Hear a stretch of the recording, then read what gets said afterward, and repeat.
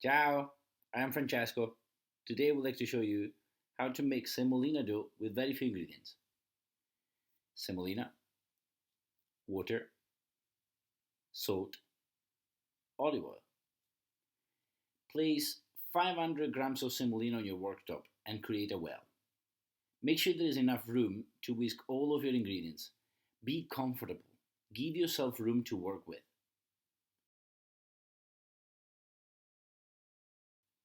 Mix 250 ml of hot water into your well. Add a few drops at a time until all the water has been absorbed by the flour. Add 3 pinches of salt and 2 tablespoons of olive oil. Mix the whole thing together. When the dough is firm enough to work with your hands, begin kneading and give the dough all the loves that it takes. It's all about love, isn't it? What is your first thought when you hear the words love and kitchen? I I recall grandma. She was the one who taught my mum, and guess what? My mum taught me. It's a family thing. It's skill that doesn't follow a recipe. A passionate, loving thing to share. A dough made of energy. A dough that feeds us all, no matter where and what circumstances we're in.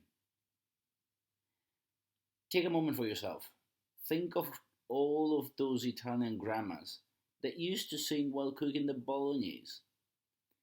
Back in Venice, where I am from, people don't sing as much nowadays. This virus has forced them to remain in their houses. There are restrictions on how much food they can buy, and not everything they might wish for is available or of easy reach.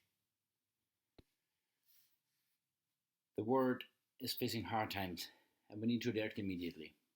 By being able to make a dough, you're not just providing to the basic needs of humankind, but you can also help someone else who is in need of all the help they can get. Amazing. Well done. You now have a dough. It's smooth, elastic, and well mixed together. Now, let it rest for 30 minutes and take a break that you finally deserve. Let's turn this bowl of semolina and water into shapes. Cut a third of it and clean film the rest. Make sure there is no hair going through it. Start rolling with the palm of your hands until you have a long, snake-like piece of dough. These fluffy looking things are called gnocchi.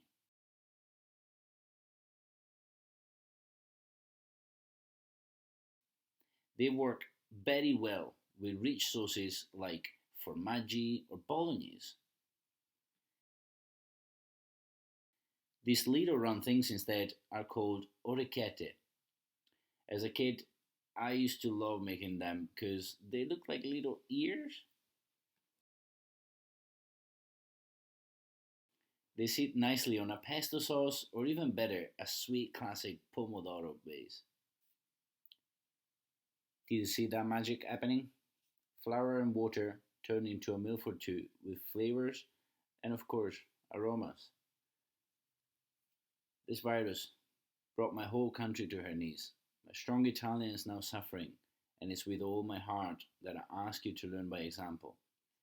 Please, please, do not underestimate the time we're facing and keep helping others by simply giving them something that connects us all: food. Stay safe, everyone. Love you.